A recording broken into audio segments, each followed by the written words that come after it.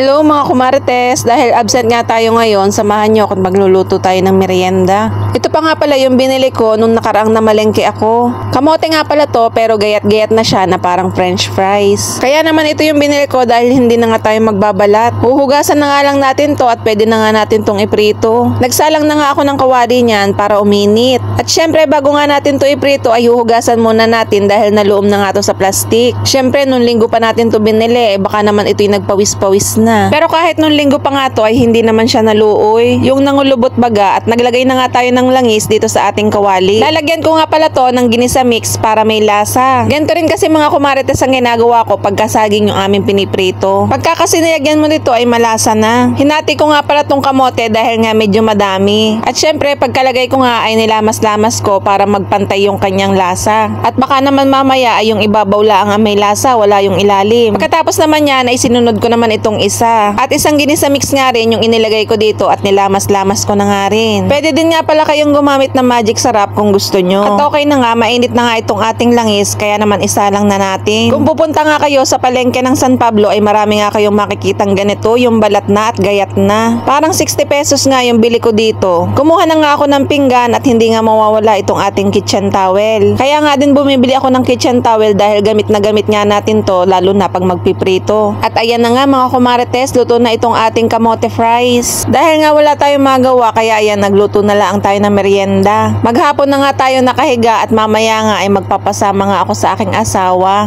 Hahanap kasi kami mamaya ng spa. Dahil mga kumarites gustong gusto ko na talaga magpamasahe sa likod. May nakita nga ako dito sa may malapit sa amin sa may barangay San Rafael nga lang pero hindi naman sumasagot. Walking distance nga lang siya kaya mamaya titingnan natin. Kaya naman mga kumarites kapag nakakaramdam kayo ng pagod ay hindi naman masamang magpahinga. Dahil ang trabaho nga ay nandiyan lang pero yung katawan nga natin ay iisa lang. Pag ang katawan natin ang bumigay ay siya wala na. Hindi ka na nga makakapagtrabaho ay baldado ka pa. Kaya naman kahit anong sipag mo sa trabaho kapag nakaramdam ka ng pagod ay siya sick leave. Aanhin ba naman natin yung SL at BL natin kung hindi naman natin gagamitin? Kaya naman pag sinabi ng katawan ko na wag kang pumasok at magpahinga ka ay talaga namang inaabsenan ko mga kumarite. Dati nanghihinayang ako pero ngayon nga pagdating sa katawan ay hindi na nga ako nanghihinayang. Health is wealth pa rin mga kumarites. Kaya naman na yan pagkatapos kong kumain ay mahihiga ulit nga ako. At mamaya samahan nyo nga kami at tayo magpapamasahe. So yun lang naman mga kumarites. Bye!